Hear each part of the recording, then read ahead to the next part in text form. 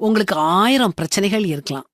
ஆனா அந்த ஒரு பிரச்சனை வந்தா ஏற்கனவே இருக்கிற 1000 பிரச்சனைகளும் பிரச்சனைகளாவே தெரியாது. அந்த ஒரு பிரச்சனை என்ன பிரச்சனைன்னு கேக்குறீங்களா? அதுதான் ஆரோக்கியம். பணத்தட்டுப்பாடு, உறவுகள்ல விரிசல், ஸ்ட்ரெஸ் இதெல்லாமே உடல்நல குறைவு முன்னால ஒண்ணுமே இல்லாம போயிரும். நமக்கு ஏதாவது ஒரு நோய் வந்துட்டுதுன்னா இதுவரைக்கும் பூதாகரமா தெரிஞ்ச பிரச்சனைகளெல்லாம் ஒரு பொருட்டாவே இருக்காது. நோயால உடல் வேதனைப்படும் போது ஆரோக்கியத்தை தவிர வேற எதுவுமே பெருசா தோணாது. ஆரோக்கியம் தாங்க எல்லாமே. ஆரோக்கியம்னா என்ன? தூங்கி முழிச்சு சந்தோஷமா படுக்கைய விட்டு எழும்பணும், உற்சாகத்தை உணரணும், நடக்கணும், ஓடணும், வலியில்லாம சிரிக்கணும், கஷ்டப்படாம சுவாசிக்கணும். இதெல்லாத்தையும் உங்களால செய்ய முடியுதுன்னா சந்தோஷப்படுங்க.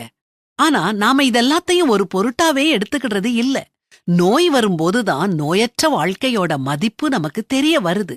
உடல் ஆரோக்கியம் கெடும்போது நம் கனவு சிதைக்கப்படுது, சோகம் நம்மள ஆட்கொள்ளுது, சின்ன விஷயங்களை செய்யக்கூட உடல் கஷ்டப்படுது. அதனால ஆரோக்கியத்துக்கு முக்கியத்துவம் கொடுங்க. சத்தான உணவை சாப்பிட்டு சரியான நேரம் தூங்கி உடற்பயிற்சி செஞ்சு உடல் நலனை பேணுங்க. மனசும் சுத்தமா இருக்கணும். கடவுளுக்கு பயந்து தீமை செய்யாம வாழணும்.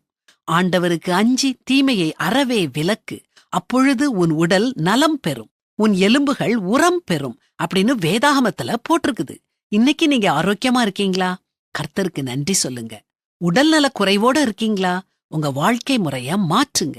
உடலையும் மனதையும் நேர்த்தியா வைக்க அதிக நேரம் செலவழியுங்க. ஏன்னா அது ரொம்ப முக்கியம்.